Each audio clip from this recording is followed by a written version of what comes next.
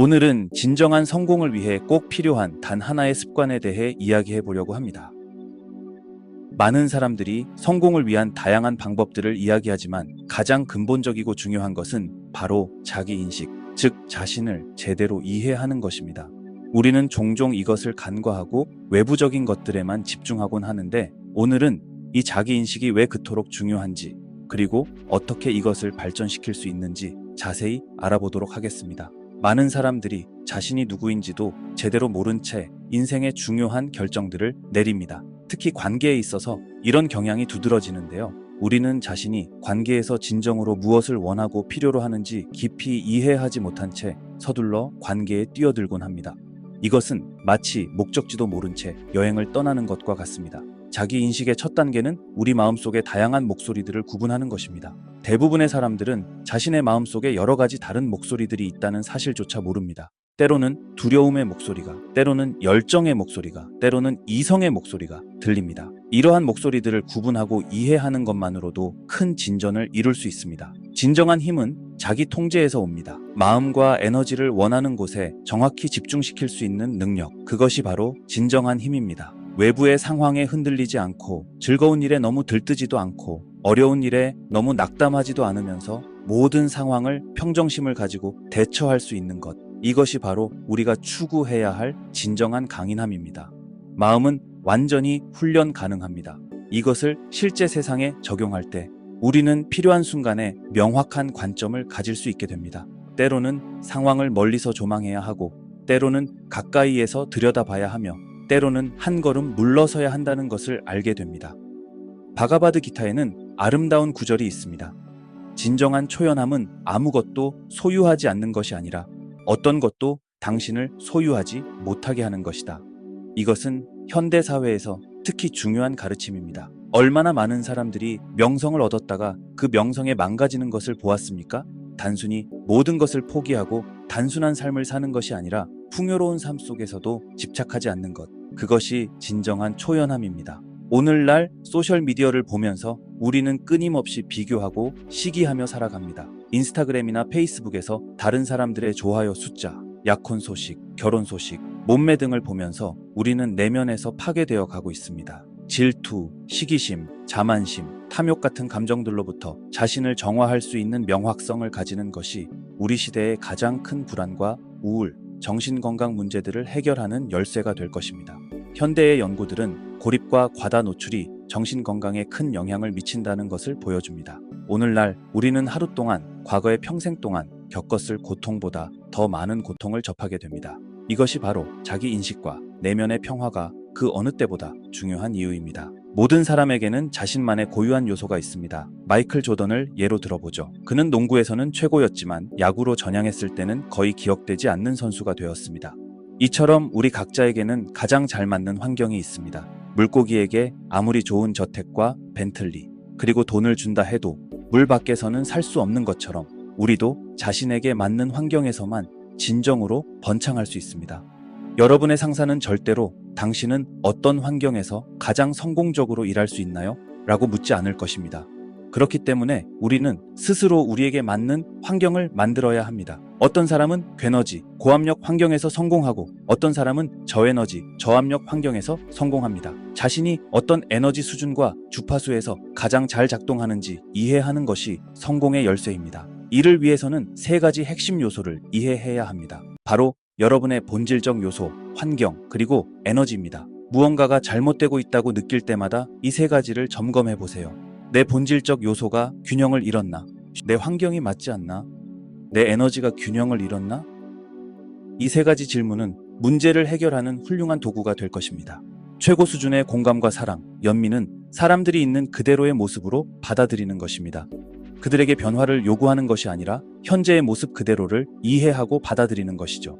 이것은 자신에 대해서도 마찬가지입니다. 우리는 종종 자신의 현재 모습을 부정하고 이상적인 모습만을 추구하려 하지만, 진정한 성장은 현재의 자신을 있는 그대로 받아들이는 것에서 시작됩니다. 오늘날 우리는 감사함의 시대를 살고 있습니다. 수많은 감사 일기장이 있고, 감사함이 정신건강과 자기인식, 관계 개선에 도움이 된다는 과학적 연구들이 있습니다. 신경과학 수준에서도 감사함이 우리의 뇌와 마음, 그리고 성취감에 긍정적인 영향을 미친다는 것이 입증되고 있죠. 하지만 이러한 감사함의 개념은 사실 고대의 지혜에서도 찾아볼 수 있습니다. 제가 수행자였을 때 가장 먼저 배운 것 중 하나는 지구가 우리에게 주는 모든 것에 대해 감사하는 것이었습니다. 아침에 일어나면 가장 먼저 음식에 대해, 물에 대해, 우리가 걸을 수 있게 해주는 대지에 대해 감사를 표현했죠. 오늘날 포브스나 다른 비즈니스 매거진에서 하루를 감사함으로 시작하라고 조언하는 것은 이러한 고대의 지혜를 재발견한 것에 불과합니다. 이러한 패턴과 병렬성을 이해하는 것은 우리에게 많은 시간을 절약해 줍니다. 마치 비즈니스에서 성공한 기업가가 어떤 투자자로부터 투자를 받아 성공했다는 사실을 알면 그 패턴을 따라할 수 있는 것처럼 이런 고대의 지혜들도 우리에게 검증된 패턴을 제공합니다. 하지만 가장 큰 문제는 우리가 원하는 것의 리스트는 가지고 있으면서 되어야 할 것의 리스트는 가지고 있지 않다는 점입니다. 우리는 물질적인 성공이나 외적인 성취에만 집중하고 우리가 어떤 사람이 되어야 하는지에 대해서는 깊이 생각하지 않습니다. 자기 인식을 발전시키기 위한 실천적인 방법들을 말씀드리겠습니다. 매일 아침 조용한 시간을 가지세요. 이 시간 동안 자신의 감정과 생각을 관찰하고 그날의 의도를 설정하세요. 저널링도 매우 효과적인 도구가 될 수 있습니다. 여러분의 생각과 감정을 글로 표현하면서 자신에 대해 더 깊이 이해할 수 있게 됩니다. 또한 정기적으로 자신을 점검하는 시간을 가지세요. 마치 자동차의 정기 점검처럼 우리의 내면 상태도 정기적인 점검이 필요합니다. 여러분의 행동이 여러분의 가치관과 일치하는지, 여러분이 진정으로 원하는 방향으로 나아가고 있는지 확인하세요. 다른 사람들의 피드백에도 귀를 기울이세요. 하지만 모든 피드백을 무조건 받아들이지는 마세요. 그것을 자신만의 진실과 비교해보고 진정으로 도움이 되는 것만 받아들이세요. 때로는 부정적인 피드백이 우리의 성장에 가장 큰 도움이 될 수 있습니다. 마지막으로 자신의 한계를 이해하고 존중하세요. 모든 것을 다 잘할 수는 없습니다. 자신의 강점에 집중하고 약점은 관리하되 그것 때문에 자신을 비난하지 마세요. 완벽한 사람은 없습니다. 우리는 모두 성장 중인 존재입니다. 이 모든 과정에서 가장 중요한 것은 인내심입니다. 자기 인식은 하룻밤 사이에 이루어지는 것이 아닙니다. 그것은 평생에 걸친 여정이며 때로는 불편하고 고통스러울 수 있습니다. 하지만 이 여정은 반드시 가치 있는 것입니다. 왜냐하면 자신을 진정으로 이해할 때에만 우리는 진정한 성공과 행복을 찾을 수 있기 때문입니다. 이 모든 과정에서 가장 중요한 것은 인내심입니다. 자기 인식은 하룻밤 사이에 이루어지는 것이 아닙니다. 그것은 평생에 걸친 여정이며 때로는 불편하고 고통스러울 수 있습니다. 하지만 이 여정은 반드시 가치 있는 것입니다. 여러분도 아시다시피 우리는 살면서 수많은 선택의 순간들을 맞이합니다. 그리고 그 모든 순간에서 가장 중요한 나침반은 바로 자신에 대한 이해입니다. 어떤 직업을 선택할지, 어떤 사람과 함께할지, 어떤 목표를 향해 나아갈지, 이 모든 결정들은 결국 우리가 누구인지에 대한 깊은 이해에서 시작됩니다. 자신을 모르는 채로 내린 선택은 마치 눈을 가린 채 길을 걷는 것과 같습니다. 반면 자신을 깊이 이해하고 내린 선택은 비록 그 과정이 쉽지 않더라도 반드시 우리를 더 나은 곳으로 이끌어 줄 것입니다. 패러다임 시프트였습니다. 오늘은 우리의 삶을 완전히 바꿀 수 있는 매우 특별한 주제에 대해 이야기해 보려고 합니다. 많은 분들이 더 나은 삶을 살고 싶어 하지만 그것이 잘 이루어지지 않는 이유는 무엇일까요? 과학적 연구에 따르면 우리가 깨어있는 시간의 90%를 어제와 같은 생각을 하면서 보낸다고 합니다. 이것이 바로 우리의 삶이 변하지 않는 핵심적인 이유입니다. 같은 생각을 반복하다 보면 그것은 믿음이 됩니다. 신경과학적으로 보면 함께 발화하는 뉴런들은 함께 연결되는데 이러한 연결이 반복될수록 그것은 더욱 강화됩니다. 우리의 뇌는 마치 자동차의 바퀴 자국처럼 반복되는 생각의 패턴을 만들어내고 그 패턴은 점점 더 깊어져서 결국 무의식적인 것이 됩니다. 변화는 바로 이 무의식적인 생각들을 의식하는 것에서 시작됩니다. 하지만 이것은 결코 쉽지 않습니다. 왜냐하면 우리의 몸은 이미 특정한 감정과 생각의 패턴에 중독되어 있기 때문입니다. 예를 들어 나는 사랑받을 자격이 없어라는 생각은 그에 상응하는 감정을 만들어내고 그 감정은 다시 같은 생각을 강화하는 악순환을 만듭니다. 이러한 패턴을 바꾸기 위해서는 불편함을 감수해야 합니다.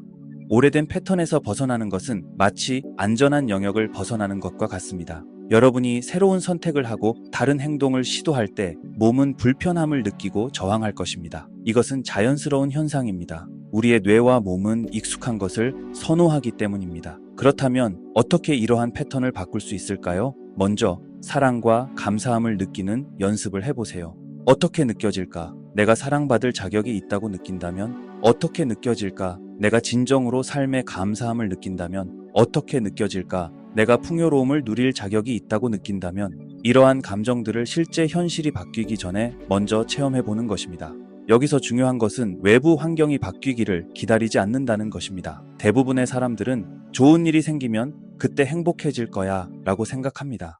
하지만 이것은 거꾸로 된 접근법입니다. 진정한 변화는 우리가 먼저 그 감정을 만들어낼 때 시작됩니다. 우리의 몸은 매우 객관적이어서 실제로 새로운 환경에 있다고 믿게 되면 그에 맞춰 변화하기 시작합니다. 우리의 뇌는 실제 경험과 상상된 경험을 구분하지 못합니다. 연구에 따르면 어떤 행동을 실제로 하는 것과 그것을 생생하게 상상하는 것은 뇌에서 거의 같은 반응을 일으킨다고 합니다. 따라서 우리가 원하는 미래의 감정을 지금 경험하면서 그것을 반복적으로 연습하면 우리의 뇌와 몸은 마치 그것이 이미 현실인 것처럼 반응하기 시작합니다. 이러한 변화가 일어나면 놀라운 일이 발생합니다. 더 이상 부족함이나 분리됨을 느끼지 않게 되기 때문에 외부의 무언가가 그 감정을 해결해 주기를 기다리지 않아도 됩니다. 여러분의 몸이 이미 그 미래를 살고 있다고 믿게 되는 것입니다. 그리고 바로 그때 여러분의 삶이 변화하기 시작합니다. 연구 결과에 따르면 이러한 방식으로 7일 동안 꾸준히 실천하면 여러분의 몸에서 놀라운 대사적, 생물학적 변화가 일어납니다. 여러분의 몸이 실제로 그 미래를 살고 있다고 믿게 되는 것이죠. 이것은 단순한 긍정적 사고가 아닙니다. 이것은 실제로 우리의 생물학적 구조를 변화시키는 과학적으로 입증된 과정입니다. 많은 사람들이 외부의 무언가를 통해 자신의 내면 상태를 바꾸려고 합니다. 새로운 차를 샀거나 새로운 옷을 샀거나 휴가를 가는 것으로 말이죠. 하지만 이러한 것들은 일시적인 만족감만을 줄 뿐입니다. 진정한 변화는 우리의 내면에서 시작되어야 합니다. 하지만 여기서 중요한 점이 있습니다. 여러분이 습관을 바꾸려고 할 때 가장 큰 장애물은 바로 분석적인 마음입니다. 우리의 의식적인 마음과 무의식적인 마음 사이에는 분석적인 마음이 있어서 이것이 변화를 방해합니다. 연구 결과에 따르면 기존의 믿음과 제한된 감정 안에서 생각할 때 우리의 뇌는 오히려 악화됩니다. 오직 그 분석적인 마음을 넘어설 때만이 진정한 변화가 시작될 수 있습니다. 생각해보면 우리의 뇌는 과거의 기록물과 같습니다. 우리가 지금까지 배우고 경험한 모든 것들이 뇌에 저장되어 있죠. 새로운 경험을 할 때마다 우리의 오감은 외부 환경과 연결되고 그 정보는 뇌로 전달되어 특정한 신경 패턴을 형성합니다. 이 패턴이 형성되면 뇌는 화학 물질을 만들어내고 이것이 바로 우리가 느끼는 감정이 됩니다. 특히 강한 감정을 동반한 경험은 더 강력한 기억을 만듭니다.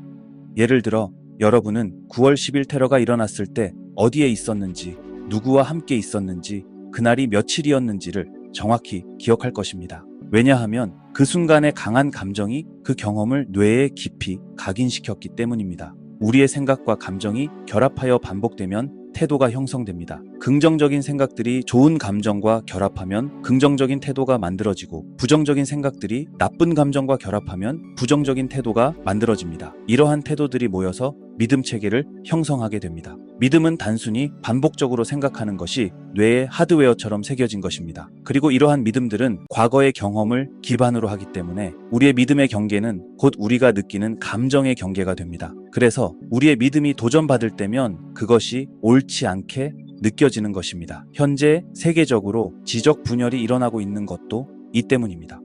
어떤 사람들은 오래된 패러다임과 믿음을 고수하려고 합니다. 하지만 정보와 기술의 시대에서 무지는 선택입니다. 더 이상 의사가 말해주기를 기다릴 필요가 없습니다. 인터넷으로 직접 찾아보고 양자 물리학을 공부하고 신비로운 질문들을 스스로 탐구할 수 있습니다. 관습을 벗어나는 순간 여러분은 어리석다거나 미쳤다는 소리를 들을 수 있습니다. 하지만 실제로 변화를 만들어내면 그때는 성인이나 천재라고 불리게 됩니다. 독창적이 되는 것을 두려워하지 마세요. 이것이 바로 제가 모든 것을 측정하는 이유입니다. 단순히 기분이 좋아졌다가 아니라 실제로 생물학적 변화가 일어났다는 것을 증명하고 싶은 것입니다. 그리고 그들은 이것을 약물이나 치료가 아닌 오직 생각만으로 해냈습니다. 우리 몸에는 스스로를 치유할 수 있는 타고난 능력이 있고 이는 마음과 몸의 연결을 통해 작동합니다. 예를 들어 우울증 연구에서 플라시보를 받은 사람들 중 75%가 호전됩니다. 이것은 그들이 알약을 볼 때 그것이 가능성이나 희망을 상징하기 때문입니다. 그들은 더 나아질 수 있다는 새로운 생각을 선택하고 그것에 대한 열정과 기대감을 느끼게 됩니다. 이러한 명확한 의도와 고양된 감정의 결합이 그들의 생물학을 과거에서 미래로 전환시키고 그들은 스스로의 한 굴제를 만들어내기 시작합니다. 하지만 이것은 단 한 번의 시도로 되지 않습니다. 연구에서 플라시보를 받는 사람들은 6에서 8주 동안 매일 그것을 복용해야 합니다. 매일 그들은 새로운 미래의 현실을 상기하고 그 알약은 희망과 가능성의 상징이 되는 것입니다. 그들은 더 이상 제한된 방식으로 자신을 바라보지 않고 순전히 생각만으로 그들의 생리학을 변화시키기 시작합니다. 이 반복적인 과정은 신경계의 다른 기능들을 선택하게 만들고 새로운 유전자를 활성화시킵니다. 유전자의 문을 계속 두드리면 결국 어떤 유전자를 활성화시키고 어떤 유전자를 비활성화시킬 수 있습니다. 하지만 그 감정 상태를 극복할 때 감정적 충격이 없는 기억은 지혜가 됩니다. 이제 새로운 미래를 창조할 준비가 된 것입니다. 만약 여전히 그 감정에 묶여 있다면 여전히 과거에 묶여 있는 것이고 미래를 창조할 수 없습니다. 모든 생각에는 주파수가 있고 모든 생각은 화학 물질을 만들어냅니다. 만약 여러분이 부족함에 대해 계속 집착한다면 그 생각은 주파수를 만들어내고 그 주파수는 화학 물질의 형태로 여러분의 두 번째 중추에 감정적으로 저장됩니다. 불행을 느끼는 순간 여러분은 그 감정과 동등한 더 많은 생각을 만들어내고 더 많은 화학 물질을 만들어냅니다. 뇌에서 에너지를 끌어와서 몸에 저장하는 것입니다. 만약 주변 사람들이나 상황에 화나고 좌절하며 반응한다면 여러분은 이 전자기장에서 에너지를 끌어와서 화학 물질로 만들고 그 장은 줄어듭니다. 그렇게 생존 모드로 살면서 몸은 더 이상 자석이 되지 못합니다. 에너지의 5%만이 뇌에 있고 95%는 몸에 저장됩니다. 이제 몸은 감정적으로 조건화되어 있어서 몸에는 많은 에너지가 있지만 뇌에는 거의 없는 상태가 됩니다. 여러분의 습관적인 생각과 감정의 패턴을 바꾸는 것은 쉽지 않을 것입니다. 하지만 그것은 반드시 가치 있는 여정입니다. 매일 아침 몇 분이라도 좋으니 여러분이 되고 싶은 모습을 상상하고 그것을 감정적으로 경험해 보세요. 그리고 그날 하루는 그 버전의 자신으로 살아보세요. 이것을 꾸준히 실천하다 보면 여러분은 놀라운 변화를 경험하게 될 것입니다. 오늘은 우리 삶의 가장 근본적인 질문에 대해 이야기를 나누려고 합니다. 왜 우리는 불행할까요? 그리고 어떻게 하면 진정한 행복을 찾을 수 있을까요? 놀랍게도 이 질문의 답은 우리가 생각하는 것보다 훨씬 단순할 수 있습니다. 많은 사람들이 성공이나 부, 명예를 통해 행복을 찾으려고 합니다. 하지만 이것들은 결코 진정한 행복을 가져다 주지 않습니다. 오히려 이런 외적인 성취는 우리의 진정한 모습을 드러낼 뿐입니다. 돈과 명예, 성공은 우리를 변화시키는 것이 아니라 우리가 진정 누구인지를 드러내는 것입니다. 여러분, 우리는 항상 우리가 찾고자 하는 것을 발견합니다. 만약 여러분이 부정적인 것과 고통을 찾는다면 반드시 그것을 발견할 것입니다. 반대로 기쁨과 행복을 찾는다면 그것 역시 발견하게 될 것입니다. 이것이 바로 인생의 가장 중요한 진실 중 하나입니다. 많은 사람들이 자신의 불행한 상황을 외부 탓으로 돌립니다. 정부 탓, 학교 탓, 부모님 탓, 사회 탓을 하죠. 하지만 우리가 26살이 되었다면 이제는 그만 불평해야 합니다. 여러분의 인생은 여러분의 책임입니다. 극단적으로 힘든 환경에서 자란 사람들도 있습니다. 부모님을 사고로 잃은 사람들도 있고 학대를 받은 사람들도 있습니다. 그럼에도 불구하고 그들 중 많은 사람들이 자신의 삶을 변화시켰습니다. 진정한 변화는 우리가 자연스럽게 하고 싶은 것들의 반대로 행동할 때 시작됩니다. 불안하고 스트레스를 받을 때 우리는 본능적으로 술을 마시거나 다른 일시적인 도피처를 찾으려고 합니다. 하지만 그것이 아니라 다음 날 아침 일찍 일어나 운동을 하는 것, 그것이 바로 우리가 해야 할 일입니다. 주변 사람들의 영향력도 매우 중요합니다. 하지만 여기서 말하는 것은 흔히 이야기하는 독성 있는 사람들이 아닙니다. 오히려 더 위험한 것은 조력자들입니다. 여러분의 부모님이나 형제자매, 가장 친한 친구들이 여러분의 잘못된 행동을 그저 지켜보고 넘어가는 것, 그것이 더 큰 문제가 될 수 있습니다. 자신을 더 잘 이해하고 싶다면 이런 실험을 해보세요. 여러분이 가장 신뢰하는 두세 명의 사람들을 저녁 식사에 초대하세요. 그리고 그들에게 이렇게 말하세요. 나는 진정으로 변화하고 싶어. 그래서 여러분들에게 정직한 피드백을 듣고 싶어. 지금 당장은 아니어도 좋아. 하지만 곧 내 대한 진실을 말해줬으면 해. 이것이 진정한 자기 인식의 시작입니다. 감사함도 매우 중요합니다. 매일 아침 깨어날 때 많은 사람들은 자신이 가지지 못한 것들에 대해 생각합니다. 더 많은 돈, 더 좋은 직장, 더 나은 관계 등을 원하죠. 하지만 우리는 시각을 바꿔야 합니다. 여러분, 매일 전 세계에서 약 15만 명의 사람들이 세상을 떠납니다. 우리는 오늘 아침에 눈을 떴습니다. 그것만으로도 얼마나 감사한 일인가요? 진정한 행복은 책임감에서 시작됩니다. 제가 운영하는 회사에서 발생하는 모든 문제는 100% 저의 책임입니다. 왜냐하면 제가 그 사람을 고용한 사람을 고용했기 때문입니다. 이것이 바로 진정한 책임감입니다. 우리는 지금 역사상 가장 심각한 비난의 시대를 살고 있습니다. 모든 것이 다른 누군가의 잘못이라고 생각하죠. 하지만 이것은 우리를 결코 행복으로 이끌지 못할 것입니다. 경쟁도 매우 중요한 요소입니다. 요즘은 경쟁을 나쁜 것으로 보는 경향이 있지만 건강한 경쟁은 우리를 성장시키는 핵심 동력입니다. 6살짜리 아이가 타고난 경쟁심과 승부욕을 가지고 있다면 그것을 억누르지 마세요. 그것은 그 아이의 특별한 재능이며 미래의 성공을 위한 씨앗이 될 수 있습니다. 하지만 여기서 한 가지 더 중요한 점을 짚고 넘어가야 합니다. 바로 우리의 내면 상태와 외부 환경의 관계입니다. 많은 사람들이 좋은 일이 생기면 그때 행복해질 거야 라고 생각합니다. 하지만 이것은 완전히 잘못된 접근법입니다. 외부의 상황이 바뀌기를 기다리는 것은 마치 우리의 행복을 다른 사람이나 상황의 손에 맡기는 것과 같습니다. 제가 사업을 하면서 배운 중요한 교훈이 있습니다. 바로 어제 우리 회사는 아시아와 유럽에서 2개의 큰 고객사를 잃었습니다. 하지만 이것이 제 행복에 영향을 미치지 않았습니다. 왜냐하면 저는 이미 충만한 상태였기 때문입니다. 마치 물이 가득 찬 컵과 같았죠. 더 이상 물을 채울 필요가 없는 상태였습니다. 이것이 바로 우리가 추구해야 할 상태입니다. 많은 사람들이 소셜미디어를 통해 다른 사람들의 삶과 끊임없이 비교하며 살아갑니다. 인스타그램이나 페이스북에서 다른 사람들의 좋아요 숫자, 약혼 소식, 결혼 소식, 몸매 등을 보면서 우리는 내면에서 파괴되어 갑니다. 하지만 생각해보세요.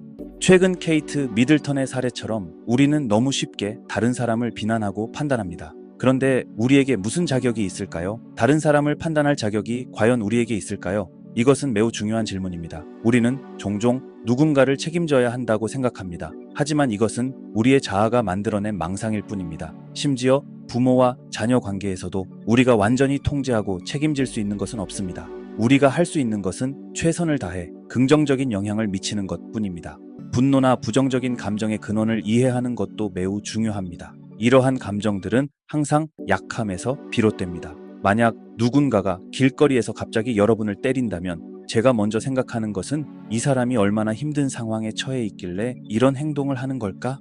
입니다. 이것이 바로 연민입니다. 우리가 다른 사람의 행동에 대해 먼저 연민을 느낄 수 있다면 우리는 결코 그들을 미워할 수 없을 것입니다. 이것은 부모님과의 관계에도 적용됩니다. 많은 사람들이 부모님을 비난합니다. 하지만 생각해보세요. 저의 어머니는 5살 때 자신의 어머니를 잃었습니다. 그리고 아버지는 10년 동안 소련의 감옥에 있었죠. 이런 상황에서 그들이 완벽한 부모가 되길 기대하는 것이 과연 합리적일까요? 우리는 부모님을 너무 많이 판단합니다. 그들도 자신들이 할 수 있는 최선을 다했을 뿐입니다. 실제로 오늘날 우리가 직면한 가장 큰 문제 중 하나는 22에서 30세의 젊은이들이 스스로의 힘으로 설 수 없다는 것입니다. 왜 이런 일이 발생했을까요? 바로 부모들이 지나치게 보호하려 했기 때문입니다. 아이들을 너무 많이 돌보려다 보니 오히려 그들의 자립심을 해친 것입니다. 이것이 바로 보라색의 중요성을 보여주는 예시입니다. 우리는 빨간색이나 파란색 중 하나를 선택하는 것이 아니라 그 중간인 보라색을 찾아야 합니다. 진정한 친구 관계도 마찬가지입니다. 제가 항상 강조하는 것이 있습니다. 바로 무언가 좋은 일이 있을 때 그것을 함께 나눌 수 있는 사람이 진정한 친구라는 것입니다. 여러분이 좋은 소식을 전했을 때 진심으로 기뻐해주는 사람이 있나요? 아니면 왜 저 사람한테만 좋은 일이 생기지? 라고 생각하는 사람인가요? 이것이 바로 진정한 우정을 구분하는 기준이 됩니다. 건강한 경쟁심도 매우 중요합니다. 요즘은 모든 아이들에게 이기는 것이 중요한 게 아니야 라고 가르칩니다. 하지만 이것은 타고난 경쟁심과 승부욕을 가진 아이들에게는 오히려 해가 될 수 있습니다. 그들의 재능을 억누르는 것은 마치 마법사에게 마법을 사용하지 말라고 하는 것과 같습니다. 더 나아가 우리는 모든 것이 의미가 없다고 생각하게 만드는 무관심을 높이 평가하는 실수를 저지르고 있습니다. 이것은 매우 위험한 길입니다. 왜냐하면 아무것도 중요하지 않다고 생각하게 되면 우리는 매우 위험한 길로 접어들 수 있기 때문입니다. 실제로 오늘날 많은 젊은이들이 겪고 있는 우울증과 자살 충동은 소셜미디어 때문이 아닐 수 있습니다. 오히려 우리가 건강한 경쟁과 성취의 가치를 인정하지 않기 때문일 수 있습니다. 그렇다면 우리는 어떻게 해야 할까요?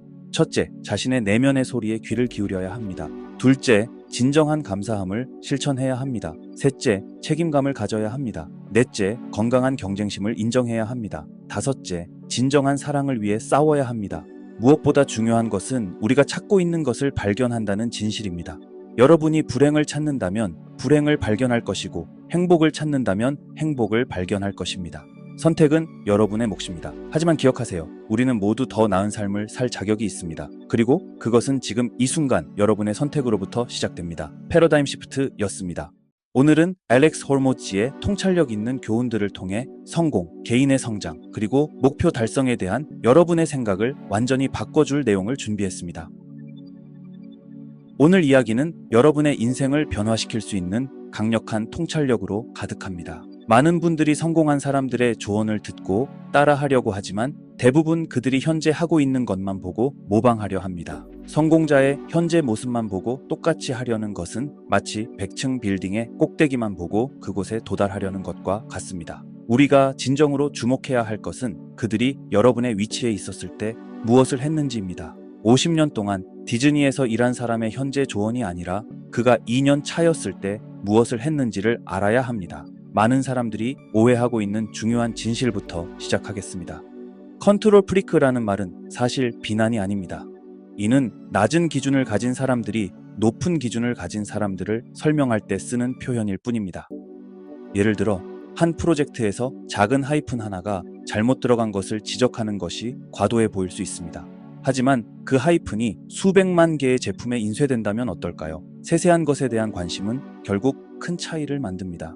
애플의 스티브 잡스는 아이폰의 내부 부품의 색상까지 신경 썼습니다. 사용자들은 절대 보지 못할 부분이었지만 이러한 완벽을 추구하는 문화가 결국 최고의 제품을 만들어냈습니다. 완벽주의에 대해 새로운 관점을 제시하고 싶습니다. 진정한 완벽주의는 미루는 것이 아닙니다. 계속 행동하면서 탁월함을 끊임없이 추구하는 것입니다. 예를 들어 알렉스는 자신의 책 출간 발표를 위해 30일 동안 매일 3번씩 총 100번의 리허설을 했습니다. 사람들은 그가 타고난 발표자라고 생각했지만 사실은 엄청난 준비가 있었던 것입니다. 이것이 바로 진정한 완벽주의입니다. 완벽해질 때까지 미루는 것이 아니라 완벽해질 때까지 반복하는 것입니다. 대부분의 사람들이 꿈을 이루지 못하는 이유는 모든 것을 최적화하려다가 정작 살아가는 것을 놓치기 때문입니다. 예를 들어 운동을 시작하기 전에 완벽한 운동복, 완벽한 운동 계획, 완벽한 식단을 준비하려다가 결국 시작조차 못하는 경우가 많습니다. 하지만 실제로 성공한 사람들은 불완전한 상태에서 시작해서 계속 개선해 나갔습니다.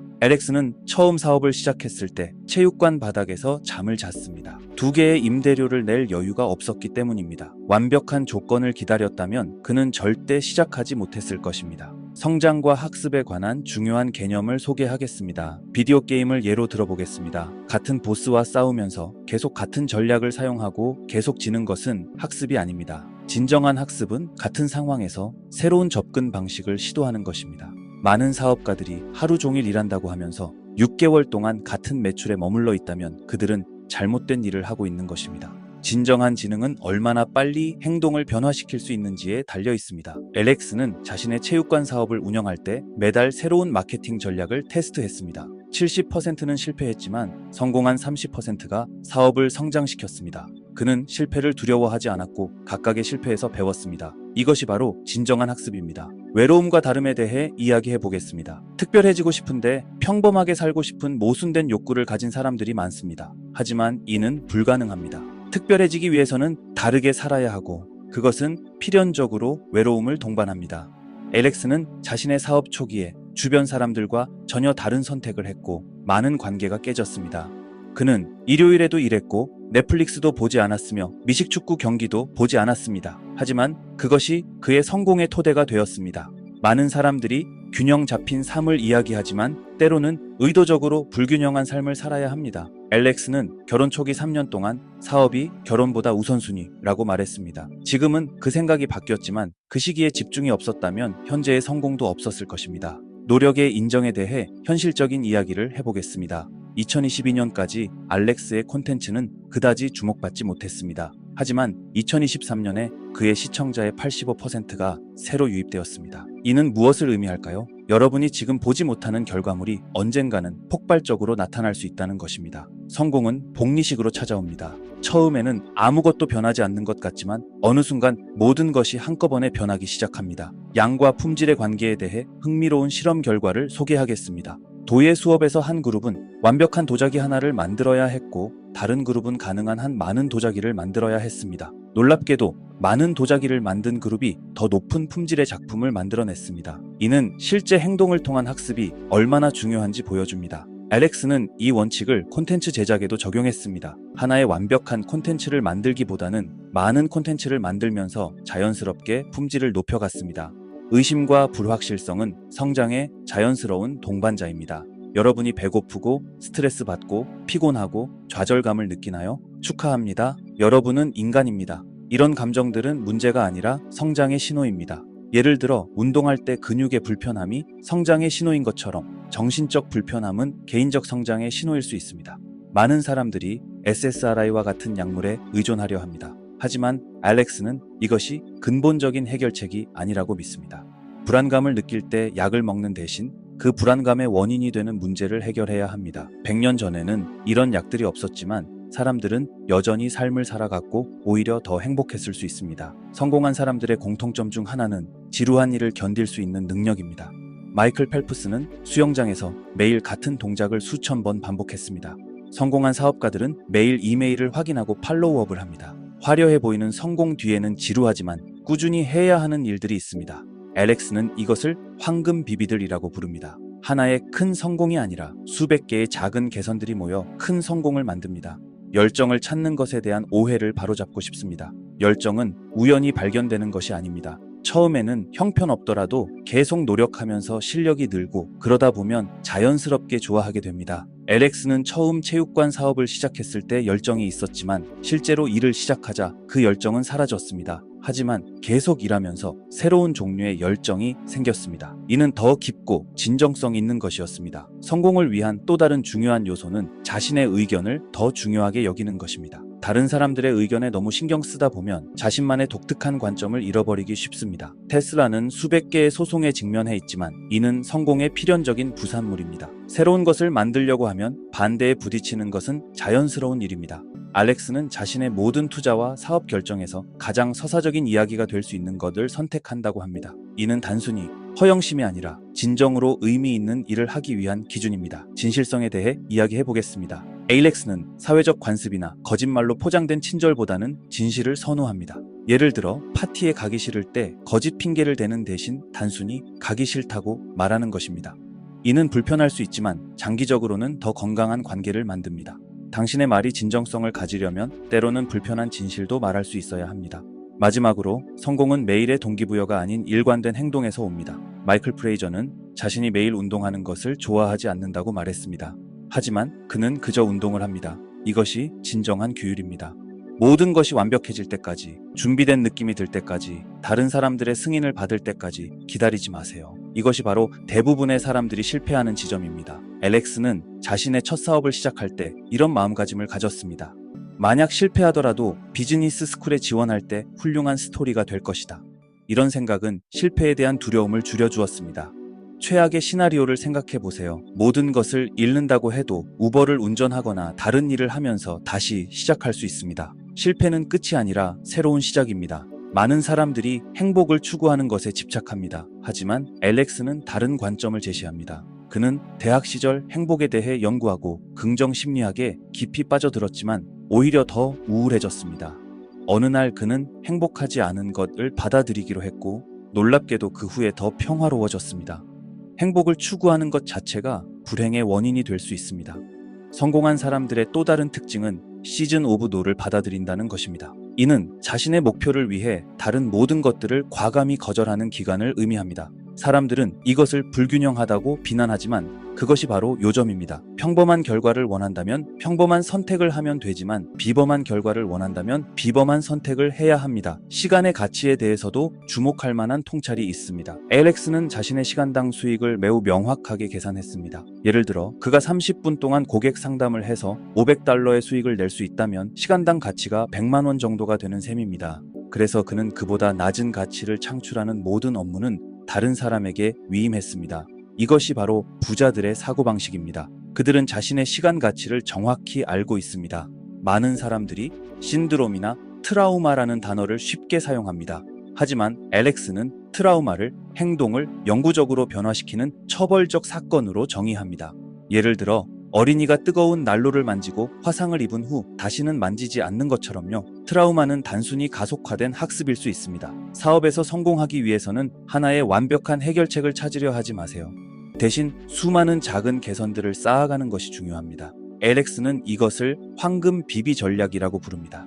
마치 작은 비비탄 하나하나가 모여 큰 힘을 만들어내는 것처럼 비즈니스에서도 작은 개선들이 모여 큰 성공을 만듭니다. 부정적인 시각을 갖는 것이 현명해 보일 수 있습니다. 실제로 많은 사람들이 비판적이고 회의적인 사람을 똑똑하다고 생각합니다. 하지만 이는 깊이 있는 생각을 회피하는 방법일 수 있습니다. 여러분의 이야기는 지금 이 순간부터 시작됩니다. 완벽하지 않아도 괜찮습니다. 두려워도 괜찮습니다. 불안해도 괜찮습니다. 중요한 것은 시작하는 것입니다. 여러분이 지금 하고 있는 일이 10년 후에는 아주 작은 일로 보일 것입니다. 그때 여러분은 지금의 걱정이 얼마나 사소했는지 깨닫게 될 것입니다. 기억하세요. 세상은 다르게 되는 것을 두려워하지 않고 불가능해 보이는 높은 기준을 유지하며 다른 모든 사람들이 포기할 때도 끝까지 버티는 사람들의 것입니다. 여러분의 불완전함을 받아들이되 그것이 발전을 막는 변명이 되지 않게 하세요. 오늘은 할리우드 배우이자 작가인 매튜 맥커너히의 인생 철학에서 배울 수 있는 정말 특별한 교훈들을 준비했습니다. 그의 이야기는 단순한 성공 스토리가 아닌 우리 모두가 적용할 수 있는 귀중한 삶의 지혜를 담고 있습니다. 첫 번째 교훈은 절반의 노력으로는 아무것도 이룰 수 없다는 것입니다. 법대생에서 영화학도로 전향을 결심했을 때 아버지에게 망설임 없이 자신의 결정을 전했습니다. 여러분도 마찬가지입니다. 무언가를 시작할 때 한번 해볼까? 라는 태도가 아니라 이것을 해내겠다는 확고한 결심이 필요합니다. 두 번째로 기억해야 할 것은 성공으로 가는 길은 필연적으로 외롭다는 사실입니다. 현재는 존재하지 않는 것을 추구할 때 대부분의 사람들은 당신을 이해하지 못할 것입니다. 하지만 이런 외로움은 오히려 여러분이 올바른 길을 가고 있다는 신호일 수 있습니다. 만약 모든 사람이 당신의 선택을 이해하고 응원한다면 아마도 그 목표는 너무 평범한 것일 수 있습니다. 세 번째 중요한 통찰은 성공하기 전까지는 아무도 당신의 노력을 알아주지 않는다는 것입니다.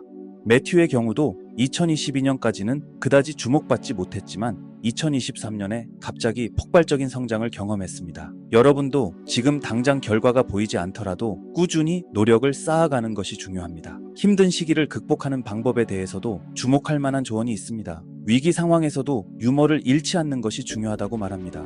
이것도 언젠가는 좋은 이야기가 될 거야 라는 마인드를 가지세요. 실제로 그는 아버지의 별세 후에도 영화 촬영을 계속했고 이 경험이 그를 더 강한 사람으로 만들었습니다. 많은 분들이 궁금해하시는 성공과 행복의 관계에 대해서도 이야기해 보겠습니다. 대학 시절 행복을 직접적으로 추구하려 했지만 오히려 더 불행해졌다고 합니다. 역설적이게도 행복하지 않은 것을 받아들이기 시작했을 때 더 평화로워졌다고 합니다. 이는 행복이 직접적인 추구의 대상이 아니라 의미 있는 삶의 부산물이라는 것을 시사합니다. 양적 성장과 질적 성장의 균형도 중요한 주제입니다. 도예 수업의 예를 들며 완벽한 한 작품보다는 많은 시도를 통한 학습이 더 효과적이라고 말합니다. 여러분의 성장 과정에서도 실수를 두려워하지 말고 많은 시도를 해보시기 바랍니다. 진정한 성공을 위해서는 세 가지 요소가 필요합니다. 첫째, 자신의 모습에 편안함을 느낄 것. 둘째, 명확한 방향성을 가질 것. 셋째, 그 과정에서 즐거움을 찾을 것. 이 세 가지가 균형을 이룰 때 우리는 지속 가능한 성공을 이룰 수 있습니다. 스트레스와 불안에 대처하는 방법도 배워볼 만합니다. 현대사회에서는 모든 문제를 약물로 해결하려는 경향이 있지만 근본적인 원인을 해결하는 것이 더 중요하다고 강조합니다. 불안할 때는 그 감정의 근원을 찾아보세요. 성공 후에 찾아오는 도전들에 대해서도 준비가 필요합니다.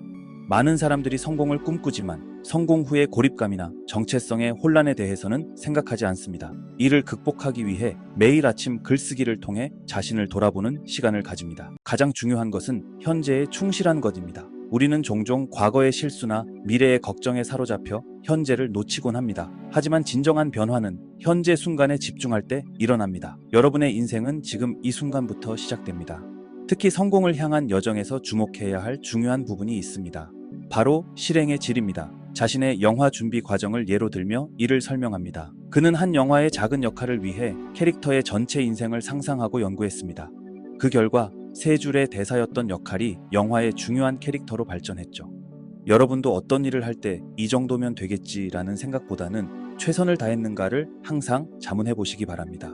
인생의 전환점에서 우리는 종종 두려움에 직면합니다. 1,450만 달러의 출연 제안을 거절했을 때 많은 사람들이 그의 결정을 이해하지 못했습니다. 하지만 그는 자신의 예술적 비전을 위해 그 제안을 거절했고, 결과적으로 이 결정이 그의 커리어를 완전히 새로운 방향으로 이끌었습니다. 여러분도 인생의 중요한 순간에 남들의 시선이 아닌 자신의 직관을 믿는 용기가 필요합니다. 성공을 추구하는 과정에서 우리는 종종 완벽주의의 함정에 빠지곤 합니다. 하지만 완벽함을 추구하되 그것이 행동의 걸림돌이 되어서는 안 된다고 강조합니다. 그는 자신의 첫 번째 연기 워크숍을 예로 듭니다. 준비가 완벽하지 않았지만 그는 도전했고 그 경험을 통해 배웠습니다. 실수를 두려워하지 마세요. 실수는 성장의 필수적인 부분입니다. 또한 시간 관리의 중요성도 강조할 필요가 있습니다. 매일 아침 특별한 루틴을 가지고 있습니다. 글쓰기, 운동, 명상을 통해 하루를 시작하죠. 이런 루틴은 그가 바쁜 스케줄 속에서도 중심을 잃지 않게 해줍니다. 여러분도 자신만의 효과적인 루틴을 만들어 보세요. 작은 습관들이 모여 큰 변화를 만듭니다. 인간관계에 있어서도 그의 통찰은 매우 가치 있습니다. 특히 파트너를 선택할 때 가장 중요한 것은 비슷한 도덕적 기준이라고 말합니다. 외모나 성격의 차이는 극복할 수 있지만 근본적인 가치관의 차이는 관계를 매우 어렵게 만듭니다. 이는 비즈니스 파트너를 선택할 때도 마찬가지입니다. 성공을 위해서는 신뢰할 수 있는 동반자가 필요합니다. 성장의 사이클에 대해서도 주목할 필요가 있습니다. 자신의 경력을 예로 들며 성장이 직선적이지 않다는 것을 설명합니다. 때로는 뒤로 가는 것처럼 보이는 결정도 필요하고, 때로는 한자리에 멈춰 있는 것처럼 보이는 시기도 필요합니다. 중요한 것은 이러한 과정 모두가 성장의 일부라는 것을 이해하는 것입니다. 스트레스 관리에 대해서도 실용적인 조언을 제시합니다. 현대 사회에서는 모든 문제를 즉각적으로 해결하려는 경향이 있습니다. 하지만 때로는 그 스트레스를 있는 그대로 받아들이고 그것을 통해 배우는 것이 더 중요할 수 있습니다. 자신의 불안한 순간들을 오히려 창의적인 에너지로 전환시키는 방법을 배웠다고 합니다. 실패를 대하는 태도도 성공의 핵심 요소입니다. 한 인터뷰에서 실패는 내가 누구인지 알려주는 가장 정직한 선생님이라고 말했습니다. 실패했을 때 우리는 종종 자신을 책망하거나 포기하고 싶어집니다. 하지만 그 순간이야말로 우리가 진정으로 무엇을 원하는지, 그리고 그것을 위해 얼마나 노력할 준비가 되어 있는지를 시험하는 순간입니다. 성공 후의 삶에 대한 준비도 중요합니다. 많은 사람들이 성공을 꿈꾸지만 성공 후에 찾아올 수 있는 외로움, 책임감, 그리고 새로운 도전들에 대해서는 생각하지 않습니다. 성공 후에 오히려 더 겸손해지고 더 열심히 공부하고 더 깊이 성찰하게 되었다고 합니다. 진정한 성공이란 단순히 목표를 달성하는 것이 아니라 그 과정에서 더 나은 사람이 되는 것입니다. 삶의 균형을 찾는 것도 매우 중요한 과제입니다. 자신의 경험을 통해 완벽한 균형이란 존재하지 않는다고 말합니다. 대신 우리는 각자의 상황에 맞는 자신만의 균형을 찾아야 합니다. 때로는 일에 집중해야 할 때가 있고, 때로는 가족과 함께하는 시간이 더 중요할 때가 있습니다. 중요한 것은 이러한 선택들이 우리의 장기적인 목표와 가치관에 부합하는지 확인하는 것입니다. 마지막으로 감사하는 마음의 중요성을 강조하고 싶습니다. 매일 저녁 그날의 감사한 일들을 기록합니다. 이는 단순한 습관이 아니라 삶을 바라보는 관점을 변화시키는 강력한 도구입니다. 어려운 상황에서도 감사할 것을 찾을 수 있는 능력은 정신적 회복력을 크게 높여줍니다. 이러한 모든 교훈들을 실천하기 위한 구체적인 행동 계획을 세워보시기 바랍니다. 매일 조금씩이라도 실천하다 보면 어느새 큰 변화가 찾아올 것입니다. 성공이란 결국 작은 선택들의 누적된 결과이기 때문입니다. 오늘은 알렉스 홀모지의 인터뷰에서 배울 수 있는 인생의 가혹하지만 중요한 진실들을 함께 나누려고 합니다. 이 내용들은 여러분의 인생을 완전히 바꿀 수 있는 통찰력 있는 조언들입니다. 편안한 마음으로 끝까지 함께 해주시기 바랍니다. 우리를 기억하는 모든 사람들은 세 세대 안에 사라집니다. 여러분이 원하는 것을 하지 못하게 막았던 사람들의 의견도 마찬가지입니다. 이것은 슬픈 진실이 아닌 오히려 자유롭게 해주는 진실입니다. 왜냐하면 다른 사람들의 시선이나 판단에서 자유로워질 수 있기 때문입니다. 알렉스는 자신의 경험을 통해 이를 깊이 이해하게 되었습니다. 그는 법학도에서 영화학도로 전향을 결심했을 때 주변의 많은 반대에 부딪혔습니다. 하지만 그는 결국 자신의 선택이 옳았다는 것을 증명했습니다. 여러분의 꿈을 이루고 목표를 달성하는 것은 오직 여러분 자신을 위한 것이어야 합니다. 다른 사람들의 기대나 사회적 압박 때문이 아닌 진정으로 여러분이 원하는 것을 추구하세요. 우리 삶에서 마주하는 중요한 진실 중 하나는 영웅과 악당이 같은 과거를 가지고 있다는 것입니다. 차이점은 그들이 그 고통을 어떻게 사용하느냐에 있습니다. 악당은 세상이 나를 아프게 했으니 나도 세상을 아프게 하겠다고 하지만, 영웅은 세상이 나를 아프게 했지만 다른 사람들이 같은 고통을 겪지 않도록 하겠다고 합니다. 이는 우리 모두에게 중요한 선택의 순간이 있다는 것을 의미합니다. 우리가 겪은 어려움과 고통을 어떻게 사용할 것인지는 전적으로 우리의 선택입니다. 알렉스는 자신의 초기 사업 실패 경험을 다른 사람들을 돕는 도구로 전환했습니다. 그의 실패 경험이 오히려 다른 사업가들에게 값진 교훈이 된 것입니다. 성공을 추구하는 과정에서 특별히 주의해야 할 것이 있습니다. 바로 당신이 원하는 것을 가지지 못한 사람들의 조언을 듣지 말라는 것입니다. 자신의 행동을 당신이 원하지 않는 삶을 사는 사람들에게 정당화하는 것보다 더 큰 시간 낭비는 없습니다. 평범한 결과를 얻은 사람들의 조언으로는 비범한 성공을 이룰 수 없습니다. 알렉스가 체육관 사업을 시작했을 때의 이야기는 우리에게 중요한 교훈을 줍니다.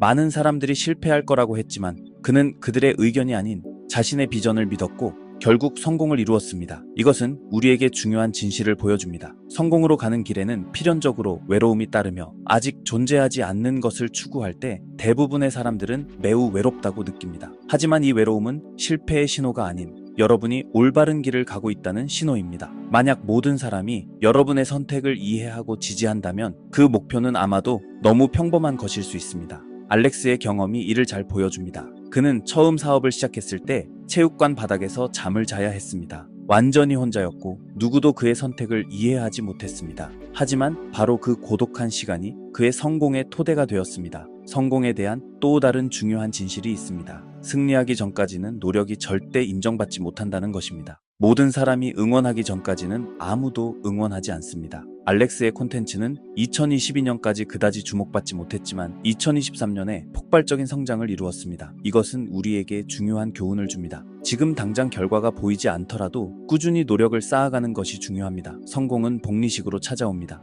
실행의 질에 대해서도 이야기해야 합니다. 작은 역할이라도 전력을 다해 준비하고 실행하는 것이 중요합니다. 알렉스는 자신의 첫 영화 역할에서 3줄의 대사밖에 없었지만 그 캐릭터의 전체 인생을 연구했습니다. 이런 태도가 결국 더 큰 기회로 이어졌습니다. 여러분도 현재 맡은 일이 작아 보일지라도 최선을 다해 수행하세요. 그것이 미래의 더 큰 기회를 부르는 방법입니다. 열정에 대한 우리의 관점도 바꿀 필요가 있습니다. 많은 사람들이 좋아하는 일을 찾아야 한다고 말하지만 실제로는 잘하는 일을 만드는 것이 더 중요합니다. 처음에는 못하는 일을 시작해서 점차 실력을 쌓고 그러다 보면 자연스럽게 그 일을 좋아하게 됩니다.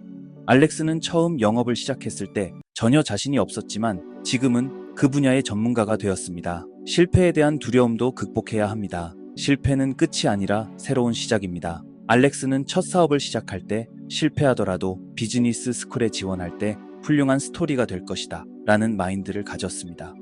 이런 관점의 전환이 그가 더 과감하게 도전할 수 있게 만들었습니다.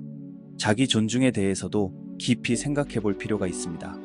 다른 사람의 인정을 얻기 위해 자신의 가치를 타협하지 마세요. 다른 사람의 인정은 쉽게 잃을 수 있지만 자신의 자존감은 되찾기 매우 어렵습니다. 알렉스는 자신의 경험을 통해 이것을 깨달았습니다. 성공한 후에도 그는 자신의 원칙과 가치를 절대 타협하지 않았습니다. 인생의 많은 변화는 몇 번의 어려운 대화에서 시작됩니다. 여러분이 원하는 삶을 살지 못하는 이유는 아마도 그 불편한 대화들을 피하고 있기 때문일 것입니다. 알렉스는 자신의 파트너들과 어려운 대화를 미루다가 큰 위기를 겪었습니다. 하지만 결국 그 대화들을 해냈을 때 그의 인생은 완전히 바뀌었습니다. 어려운 대화일수록 더 빨리 해결하는 것이 좋습니다. 행복에 대한 우리의 관점도 바꿔야 합니다. 행복을 직접적으로 추구하는 것은 오히려 역효과를 낳을 수 있습니다. 행복은 의미 있는 삶의 자연스러운 부산물입니다. 알렉스는 대학 시절 행복을 직접 추구하려 했지만 오히려 더 불행해졌습니다. 그가 자신의 일과 성장에 집중하기 시작했을 때 행복은 자연스럽게 찾아왔습니다. 성장 과정에서 중요한 것은 완벽함이 아닌 진정성입니다. 알렉스는 도예 수업의 예를 들며 완벽한 한 작품보다는 많은 시도를 통한 학습이 더 효과적이라고 말합니다. 실수를 두려워하지 말고 계속해서 시도하세요. 실수는 성장의 필수적인 부분입니다. 현재에 충실한 것도 매우 중요합니다. 우리는 종종 과거의 실수나 미래의 걱정에 사로잡혀 현재를 놓치곤 합니다. 하지만 진정한 변화는 현재 순간에 집중할 때 일어납니다. 알렉스는 매일 아침 6시간씩 자신의 일에 집중하며 그 순간순간을 소중히 여깁니다. 배움에 있어서도 중요한 진실이 있습니다. 배움에 대해서도 우리는 생각을 바꿔야 합니다. 진정한 학습은 단순히 정보를 수집하는 것이 아닙니다. 많은 사람들이 콘텐츠를 보고 책을 읽고 팟캐스트를 들으면서 뭔가를 배우고 있다고 착각한다고 말합니다. 하지만 실제 학습은 그 정보를 실제 행동으로 옮길 때만 일어납니다. 매일 소비하는 정보를 실천하지 않는다면 그것은 단순한 시간 낭비에 불과합니다. 알렉스는 자신이 배운 모든 것을 실제 비즈니스에 적용했고 그것이 그의 성공의 핵심이 되었습니다. 그는 같은 상황에서 새로운 행동을 하지 않는다면 그것은 학습이 아니다 라고 강조합니다. 생산성을 높이는 가장 효과적인 방법은 의외로 단순합니다. 일할 기분이 들 때까지 기다리지 말고 바로 시작하세요. 완벽한 조건을 기다리는 것은 시간 낭비입니다. 시작하는 것 자체가 완벽한 조건입니다. 알렉스는 이 원칙을 철저히 지켜왔고 그것이 그의 놀라운 생산성의 비결이 되었습니다. 성공에는 일관성이 절대적으로 중요합니다. 일관성이 성공을 완전히 보장하지는 않지만 일관성이 없다면 실패는 거의 확실합니다. 알렉스는 매일 같은 시간에 일어나 같은 루틴을 반복했습니다. 이런 일관성이 그의 성공을 만들어냈습니다. 마지막으로 자기 사랑에 대해 새로운 관점을 제시하고 싶습니다. 진정한 자기 사랑은 자신을 방치하는 것이 아니라 오히려 자신에게 더 높은 기준을 요구하는 것입니다. 다른 누구보다 자신에게 더 엄격한 기준을 가지세요. 그것이 진정한 자기 사랑의 시작입니다. 이러한 진실들은 때로는 불편하고 받아들이기 어려울 수 있습니다.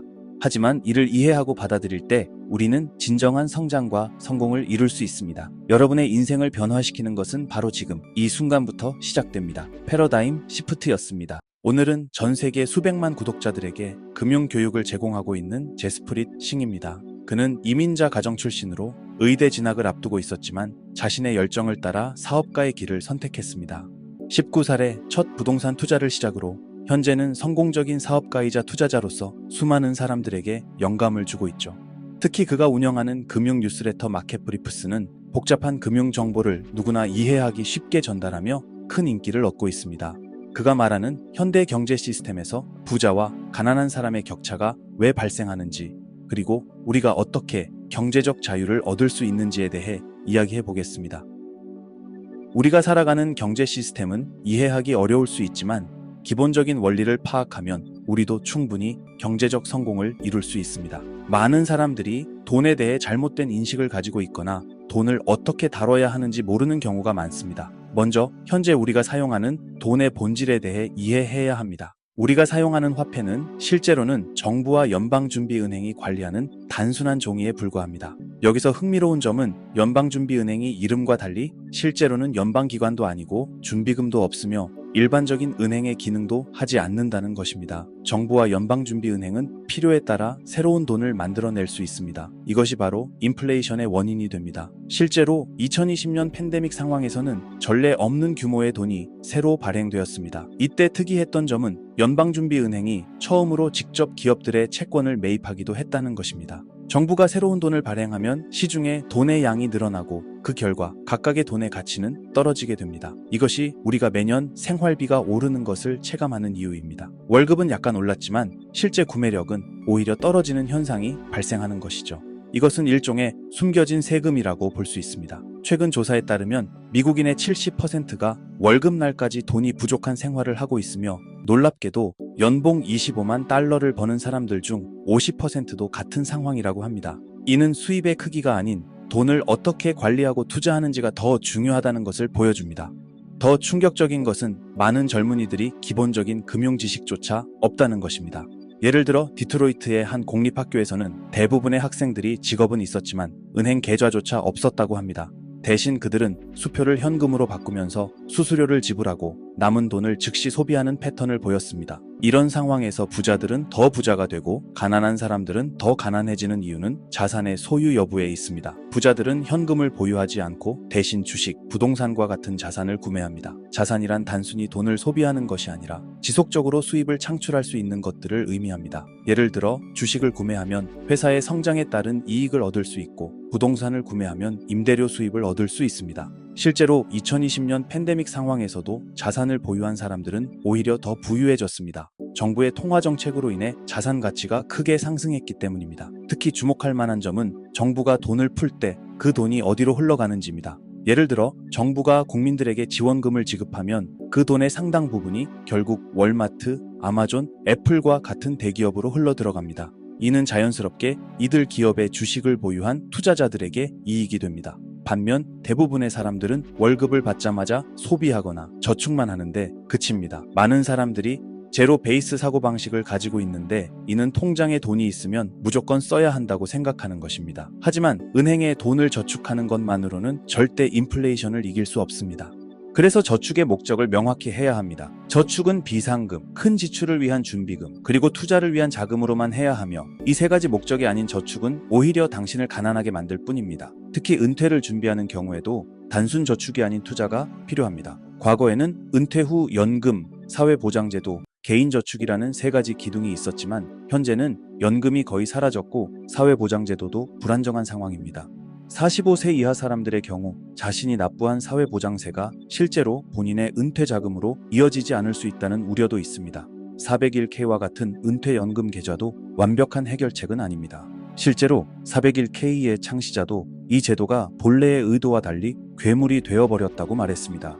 이는 은퇴 준비의 전부가 아닌 기본적인 토대로만 여겨야 합니다. 경제적 자유를 얻기 위해서는 수입에서 지출을 뺀 나머지 금액을 반드시 투자해야 합니다. 월급의 최소 10%는 투자에 할당하는 것이 좋습니다. 투자는 복잡할 필요가 없습니다. 매주 또는 매월 일정 금액을 투자하는 것만으로도 충분합니다. ETF는 여러 기업에 분산 투자할 수 있어 위험을 줄일 수 있는 좋은 방법입니다. 예를 들어 S&P 500 ETF에 투자하면 미국의 상위 500개 기업에 자동으로 분산 투자가 됩니다. 이는 사실상 미국 경제 전반에 투자하는 것과 같습니다. 기술주, 헬스케어, 신흥시장 등 특정 섹터나 지역에 투자하는 ETF도 있습니다. 중요한 것은 자신이 이해하고 믿는 분야에 투자하는 것입니다. 월스트리트 트래퍼가 말했듯이 내가 사용하는 브랜드의 주식을 사라는 것도 좋은 투자 원칙이 될 수 있습니다. 암호화폐나 금과 같은 대체 자산에 대한 투자도 고려해 볼 수 있습니다. 다만 이런 자산들은 변동성이 크기 때문에 전체 포트폴리오의 일부분으로만 투자하는 것이 바람직합니다. 성공적인 투자자들은 대개 5개 정도의 자산군에 분산 투자하는 경향이 있습니다. 투자할 때 가장 중요한 것은 일관성입니다. 시장의 상황에 관계없이 정기적으로 투자하는 습관을 들여야 합니다. 많은 사람들이 시장이 좋을 때는 너무 비싸서 나쁠 때는 너무 위험해서 투자를 미루곤 합니다. 하지만 이는 장기적으로 좋은 수익률을 얻는 데 방해가 됩니다. 또한 실패를 두려워하지 말아야 합니다. 실패는 가장 좋은 교훈을 주는 스승입니다. 부동산 투자든 주식 투자든 처음에는 실수도 하고 손실을 볼 수 있습니다. 하지만 그것이 더 나은 투자자가 되는 과정이라고 생각하면 됩니다. 마지막으로 가장 중요한 것은 금융교육입니다. 우리는 학교에서 돈에 대해 제대로 배우지 못했습니다. 하지만 이제는 유튜브와 같은 플랫폼을 통해 쉽게 금융 지식을 얻을 수 있습니다. 금융교육에 투자하는 시간은 결코 낭비가 아닙니다. 당신이 어떤 배경을 가졌든 현재 어떤 상황에 있든 상관없습니다. 현명한 투자자가 되는 길은 멀고 어려울 수 있지만 꾸준히 노력한다면 누구나 경제적 자유를 이룰 수 있습니다. 이제 행동으로 옮길 차례입니다. 오늘 배운 내용을 바탕으로 자신만의 투자 계획을 세워보세요. 처음에는 작은 금액으로 시작해도 좋습니다. 매달 5만 원, 10만 원이라도 꾸준히 투자하다 보면 어느새 의미 있는 금액이 될 것입니다. 투자는 마라톤과 같습니다. 빠른 속도가 아닌 완주할 수 있는 자신만의 페이스를 찾는 것이 중요합니다. 그리고 그 계획을 실천하기 위해 매일 조금씩이라도 노력해보세요. 당신의 미래는 지금 당신이 하는 선택에 달려 있습니다. 그리고 무엇보다 스스로를 믿으세요. 지금 이 영상을 보고 계신 여러분은 이미 변화를 위한 첫 걸음을 내디딘 것입니다. 여러분의 미래는 분명 달라질 것입니다. 여러분의 성공을 진심으로 응원하겠습니다. 패러다임 시프트였습니다. 오늘은 스탠포드 대학교의 신경과학자 앤드류 후버만 박사의 인터뷰를 바탕으로 스트레스와 단단한 멘탈을 만드는 과학에 대해 알아보도록 하겠습니다. 많은 사람들이 스트레스에 대해 오해하고 있는 부분이 있습니다. 흥미로운 실험 하나를 소개해 드리겠습니다. 실험용 쥐 2마리를 대상으로 한 실험에서 한쪽의 쥐는 자발적으로 러닝머신을 이용하고 다른 쪽의 쥐는 첫 번째 쥐가 달릴 때마다 강제로 달리게 만들었습니다. 이는 같은 운동이라도 자발성 여부에 따라 완전히 다른 결과를 가져올 수 있다는 것을 보여주는 중요한 실험입니다. 결과는 매우 흥미로웠습니다. 자발적으로 운동한 쥐는 혈압 감소, 심박수 개선, 혈당 조절 능력 향상 등 다양한 건강상의 이점을 보였습니다. 하지만 강제로 운동한 G는 오히려 반대의 결과를 보였죠. 같은 양의 운동을 했음에도 불구하고 건강 지표가 악화되는 결과가 나타났습니다. 이는 인간에게도 동일하게 적용됩니다. 스탠포드 대학교의 에이리 크룸 박사는 마인드셋과 신념에 대한 놀라운 실험을 진행했습니다. 이는 단순한 위약 효과가 아닌 실제로 우리의 신념이 생리학적 변화를 일으킬 수 있다는 것을 보여주는 실험이었습니다. 실험에서는 두 그룹에게 각각 다른 내용의 5분짜리 영상을 보여주었습니다. 한 그룹은 스트레스가 건강에 해롭다는 내용의 영상을, 다른 그룹은 스트레스가 집중력과 기억력을 향상시키고 수행 능력을 높일 수 있다는 내용의 영상을 시청했습니다. 놀랍게도 각 그룹은 자신들이 본 영상의 내용대로 실제 생리학적 변화를 경험했습니다. 더 놀라운 예시가 있습니다. 보스턴 마라톤 폭발 사고 이후 진행된 연구에서 현장에 있었던 사람들보다 뉴스를 90분 이상 시청한 사람들이 더 큰 스트레스 반응을 보였다고 합니다. 이는 실제 경험보다 미디어를 통한 간접 경험이 때로는 더 큰 스트레스를 유발할 수 있다는 것을 보여줍니다. 의지력에 대해서도 흥미로운 연구 결과들이 있습니다. 초기에는 로이 바우메이스터와 그의 동료들이 의지력이 제한된 자원이라는 이론을 제시했습니다. 마치 근육처럼 의지력도 사용하면 고갈된다는 것이죠. 그들은 힘든 과제를 연속으로 수행할 때 혈당이 떨어지면 의지력도 함께 감소한다는 것을 발견했습니다. 예를 들어 판사들이 혈당이 낮을 때 더 가혹한 판결을 내리는 경향이 있다는 연구 결과도 있었습니다. 이는 의지력과 결정 능력이 우리 몸의 생리학적 상태와 밀접한 관련이 있다는 것을 시사합니다. 하지만 스탠포드의 캐롤 드웩 교수는 이에 반하는 실험 결과를 보여줬습니다. 의지력이 무한하다고 믿는 사람들은 실제로 그렇게 되더라는 것입니다. 이는 우리의 신념이 실제 수행 능력에 큰 영향을 미친다는 것을 보여주는 또 다른 증거입니다. 여기서 매우 흥미로운 신경과학적 발견이 등장합니다. 전방 중간 대상피질이라는 뇌 영역이 있는데 이는 의지력과 끈기에 직접적으로 관련이 있습니다. 많은 신경과학자들도 잘 모르는 이 뇌 영역은 보상, 자율신경계 기능, 예측, 호르몬 시스템 등 다양한 영역과 연결되어 있습니다. 스탠포드의 조 케이볼 박사의 실험에 따르면 이 영역을 자극하면 사람들은 즉시 어떤 도전이 다가오고 있으며 그것을 극복할 수 있다는 느낌을 받는다고 합니다. 이는 마치 도전에 대한 앞으로 나아가는 힘의 중추와 같은 역할을 한다는 것을 보여줍니다. 대상피질의 크기 변화에 대한 연구 결과들도 매우 흥미롭습니다. 다이어트에 성공한 사람들은 대상피질의 크기가 증가했고 실패한 사람들은 감소했습니다. 또한 80에서 90대까지 20에서 30대와 비슷한 인지 기능을 유지하는 슈퍼 에이저들의 경우 대상피질의 크기가 나이가 들어도 유지되거나 증가했습니다. 일반적으로 나이가 들면서 뇌 크기가 감소하는데 대부분의 감소는 이 대상피질에서 일어난다고 합니다. 그렇다면 이 대상피질을 어떻게 발달시킬 수 있을까요? 연구 결과들은 매우 명확한 방향을 제시합니다. 쉬운 과제를 수행할 때는 대상피질가 활성화되지 않지만 우리가 정말 하기 싫어하는 어려운 과제를 수행할 때 대상피질의 활성도가 크게 증가한다고 합니다. 실제로 60에서 79세의 노인들을 대상으로 한 연구에서 주 3시간의 추가 유산소 운동을 처방했을 때 6개월 후 대상피질의 크기가 증가했습니다. 이는 정상적인 노화로 인한 대상피질 감소를 막을 수 있다는 것을 보여줍니다. 여기서 중요한 점은 우리가 즐기는 활동은 대상피질을 발달시키지 않는다는 것입니다. 예를 들어 웨이트 트레이닝을 좋아하는 사람이 힘든 세트를 하거나 달리기를 좋아하는 사람이 숨이 차도록 달리는 것은 대상피질 발달에 도움이 되지 않습니다. 많은 사람들이 마지막 2번의 반복이 가장 중요하다고 생각하지만 실제로 그것을 즐긴다면 대상피질 발달에는 도움이 되지 않는다는 것입니다. 대신 후버만 박사는 작은 불편함과 큰 불편함이라는 개념을 제시합니다. 일상에서 마주치는 사소한 귀찮은 일들부터 인생의 큰 도전까지 우리가 피하고 싶어 하는 모든 순간들이 오히려 정신적 성장의 기회가 될 수 있다고 설명합니다. 예를 들어 설거지가 쌓여 있는 것을 보고 나중에 하려고 미루는 대신 즉시 처리하거나 이메일함에 읽지 않은 메일이 100개 이상 쌓였을 때 이를 정리하는 것과 같은 작은 도전들이 있습니다. 물론 이러한 도전들이 심리적으로나 신체적으로 해가 되어서는 안 됩니다. 하지만 약간의 불편함을 감수하고 극복하는 과정에서 우리의 의지력과 자기 통제력이 발달하는 것입니다.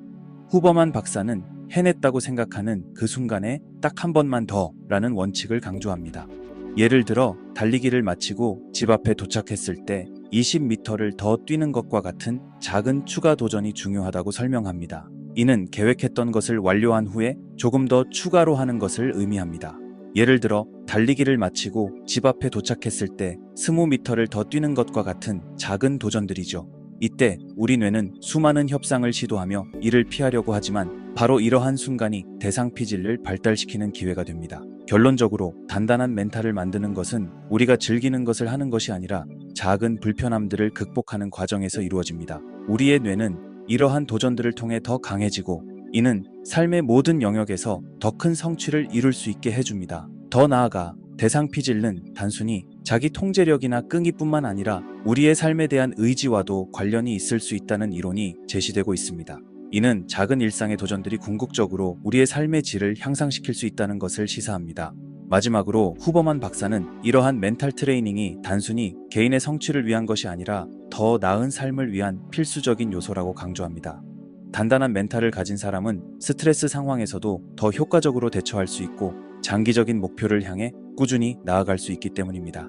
이것은 마치 근육을 만드는 것과 비슷합니다. 한 번의 운동으로 강한 근육을 만들 수 없듯이 하루아침에 단단한 멘탈을 만들 수는 없습니다.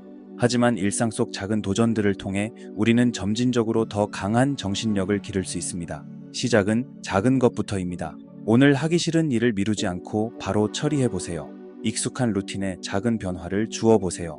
이러한 작은 시도들이 모여 여러분의 멘탈을 더욱 단단하게 만들어줄 것입니다. 이상으로 앤드류 후버만 박사의 인터뷰를 바탕으로 한 단단한 멘탈을 만드는 과학적 방법에 대한 설명을 마치도록 하겠습니다. 여러분도 오늘부터 작은 도전들을 시작해보시기 바랍니다. 패러다임 시프트였습니다. 안녕하세요. 오늘은 자기 개발의 핵심 요소들인 어려움을 극복하는 법, 수면과 생산성, 자기관리에 대한 유익한 인사이트를 전해드리려고 합니다. 올해 다뤘던 베스트 에피소드들을 제가 한번 정리해봤는데요. 많은 분들이 궁금해하시는 내용들 위주로 준비했으니 끝까지 함께 해주시면 감사하겠습니다. 가장 먼저 성공으로 가는 길이 왜 이렇게 어려운 건지 한번 살펴볼까요? 성공으로 가는 길은 정말 험난한 산을 오르는 것과 비슷합니다. 정상에 오르면 멋진 전망이 펼쳐지겠지만 그곳까지 가는 과정은 너무나 힘들죠. 크리스도 처음에는 정말 힘들었다고 합니다. 처음 3년 반 동안은 정말 수익이 미미했어요. 그런데 포기하지 않고 계속 달려온 결과 지난해 12월 한 달 수익이 초기 3년 반의 전체 수익을 뛰어넘었습니다. 이런 이야기는 많은 성공한 사람들의 공통된 경험담인데요. 예를 들어 넷플릭스의 창업자 리드 헤이스팅스도 초기 7년 동안 적재에 시달렸다고 합니다. 하지만 포기하지 않았죠. 그 결과 지금은 전 세계가 아는 기업이 됐습니다. 여러분, 어려움이 찾아왔을 때 기억하셔야 할 게 있습니다. 그 어려움 때문에 대부분의 사람들이 포기한다는 거예요. 그래서 역설적으로 어려움은 기회가 될 수 있습니다. 여러분이 그 어려움을 잘 견뎌낸다면 경쟁자는 그만큼 줄어들게 되니까요. 그럼 이제 두 번째로 중요한 수면과 생산성 이야기를 해볼게요. 스탠포드 대학교의 앤드류 후버만 박사 연구팀이 흥미로운 연구 결과를 발표했는데요. 놀랍게도 아침형 인간이 되는 데는 단 3일이면 충분하다고 합니다. 수면 패턴을 바꾸는 첫날은 정말 힘들 수 있어요. 몸이 적응하지 못했으니까요. 하지만 아침 햇빛을 쐬고 간단한 운동을 하고 적절한 시간에 커피를 마시는 것만으로도 우리 몸은 빠르게 새로운 리듬에 적응할 수 있습니다. 특히 아침 8시 이전의 햇빛이 정말 중요한데요. 이 시간대의 햇빛은 수면 호르몬인 멜라토닌의 분비를 조절하는 데 매우 효과적이라고 합니다. 10분에서 15분만 투자하면 되는 간단한 습관이지만 하루 전체의 컨디션이 달라질 수 있죠. 재미있는 사실은 카페인 섭취 시기도 매우 중요하다는 건데요. 기상 후 30에서 90분 사이가 가장 효과적이라고 합니다. 이는 우리 몸의 코티솔 분비 주기와 관련이 있어요. 그래서 일어나자마자 커피를 마시는 건 오히려 카페인의 효과를 반감시킬 수 있다고 하네요. 여기서 잠깐 많은 분들이 궁금해하시는 게 있더라고요. 도대체 성공한 사람들은 어떻게 이 모든 걸 실천하고 있을까 하는 건데요. 재미있는 사실은 그들도 처음부터 완벽하지 않았다는 거예요. 예를 들어 마크 저커버그는 2016년 인터뷰에서 이렇게 말했습니다. 아침 6시 기상이요? 처음엔 정말 힘들었죠. 알람 맞춰놓고 한 달 동안은 계속 실패했어요. 그래도 포기하지 않고 계속 시도했더니 이제는 알람 없이도 그 시간에 일어나요. 트위터의 잭도시도 비슷한 경험을 했다고 하는데요. 매일 아침 5시 명상이 유명하잖아요. 처음에는 5분도 못 버텼다고 합니다. 하지만 꾸준히 시도한 결과 지금은 2시간씩 명상을 할 수 있게 됐다고 해요. 이런 이야기들이 우리에게 주는 교훈이 뭘까요? 바로 시작이 반이라는 거예요. 완벽하지 않아도 괜찮아요. 그냥 시작하는 게 중요합니다. 실제로 애플팀 쿡시 2호의 하루 일과표를 보면 정말 흥미로운데요. 새벽 4시에 일어나서 가장 먼저 하는 일이 이메일 체크가 아니라 운동이라고 합니다. 그것도 무려 1시간 동안이요. 왜 바쁜 CEO가 이렇게 긴 시간을 운동에 투자할까요? 팀 쿡은 운동은 스트레스 해소뿐만 아니라 하루의 집중력을 높이는데 큰 도움이 된다고 말합니다. 자기 관리에 대해 좀 더 구체적으로 이야기 나눠볼게요. 넷플릭스의 리드 헤이스팅스는 하루 3시간의 집중 시간을 철저하게 지킨다고 합니다. 아침 9시부터 12시까지 어떤 방해도 받지 않고 가장 중요한 일에만 집중한다고 하는데요. 재미있는 건 이 시간에는 정말 아무도 그를 방해할 수 없다는 거예요. 심지어 긴급한 회의가 있어도 이 시간만큼은 양보하지 않는다고 합니다. 하루 중 가장 창의적인 시간을 회의로 낭비하고 싶지 않다는 게 그의 설명이에요. 구글의 순다 피차이도 비슷한 방식을 사용하는데요. 매일 오후 2시부터 4시까지를 딥워크 시간으로 정해놓았다고 합니다. 이 시간에는 이메일도 확인하지 않고 전화도 받지 않는다고 해요. 실제로 미국 생산성 연구소의 조사 결과를 보면 방해받지 않고 집중할 수 있는 시간이 하루 2~3시간만 되어도 일의 생산성이 2배 이상 높아진다고 합니다. 여기서 중요한 팁 하나를 알려드릴게요. 많은 분들이 나는 그렇게 긴 시간 동안 집중할 수 없어요 라고 말씀하시는데요. 처음부터 3시간을 목표로 하지 마세요. 25분부터 시작하세요. 이게 바로 포모도로 기법인데요. 25분 집중하고 5분 휴식하는 방식입니다. 이걸 하루에 2번만 해도 좋아요. 점점 늘려가면 됩니다. 실제로 페이스북의 개발자들이 많이 사용하는 방법이라고 해요. 운동도 비슷한 접근이 필요한데요. 스페이스X의 일론 머스크는 처음에는 하루 5분씩만 운동했다고 합니다. 너무 짧게 느껴지시나요? 하지만 그는 5분이라도 매일 하는 게 중요하다고 강조했어요. 지금은 매일 45분씩 운동한다고 하네요. 이런 점진적인 접근이 왜 중요할까요? AET의 연구진이 재미있는 실험을 했는데요. 새로운 습관을 형성할 때 처음부터 큰 목표를 세운 그룹과 작은 목표부터 시작한 그룹을 비교했더니 작은 목표를 세운 그룹의 성공률이 3배나 높았다고 합니다. 그리고 요즘 정말 많은 분들이 관심을 가지시는 디지털 디톡스에 대해서도 이야기해 볼게요. 마이크로소프트 연구팀이 흥미로운 실험을 했는데요. 직원들에게 하루 2시간씩 휴대폰을 끄게 했더니 업무 생산성이 45%나 증가했다고 합니다. 애플의 전 디자인 책임자 조니 아이브는 더 과감한 방법을 썼다고 하는데요. 매주 수요일을 노 스크린 데이로 정해서 모든 전자기기를 멀리했다고 합니다. 처음에는 굉장히 불안했다고 해요. 하지만 이 습관 덕분에 가장 창의적인 아이디어들이 나왔다고 합니다. 실리콘밸리의 많은 기업가들이 이런 디지털 디톡스를 실천하고 있는데요. 트위터 창업자 잭 도시는 매주 토요일을 완전한 오프라인 데이로 보낸다고 합니다. 이메일도 확인하지 않고 SNS도 하지 않고 오직 가족, 운동, 명상에만 집중한다고 해요. 이제 마지막으로 정말 중요한 이야기를 해볼게요. 바로 실패를 대하는 자세인데요.